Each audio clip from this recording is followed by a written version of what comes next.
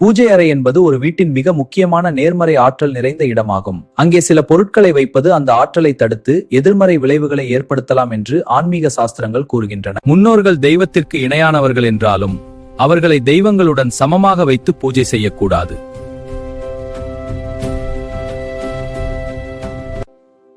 முன்னோர்களின் படங்களை பூஜை அறையின் தெற்கு திசையில் தனியாக வைக்கலாம். ஆனால் தெய்வச் சிலைகளுக்கு நடுவிலோ அல்லது அருகிலோ வைக்கக்கூடாது.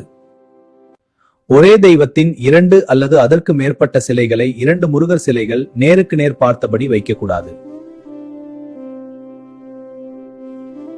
இது வீட்டில் தேவையற்ற விவாதங்களையும் மனக்கசப்புகளையும் உருவாக்கும் நம்பப்படுகிறது.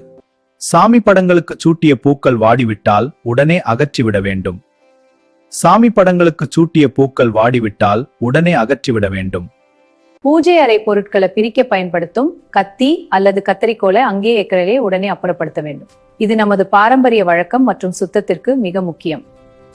பூஜை அறையை எப்போதும் சுத்தமாகவும் காற்றோட்டமாகவும் வைத்திருப்பது மகாலட்சுமியின் அருளை பெற்றுத்தரும்.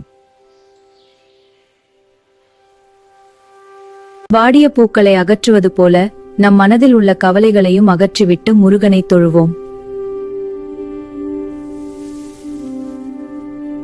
இந்த வீடியோ உங்களுக்கு பிடிச்சிருந்தா ஒரு லைக் போடுங்க. நண்பர்களுக்கு இதை ஷேர் பண்ணுங்க.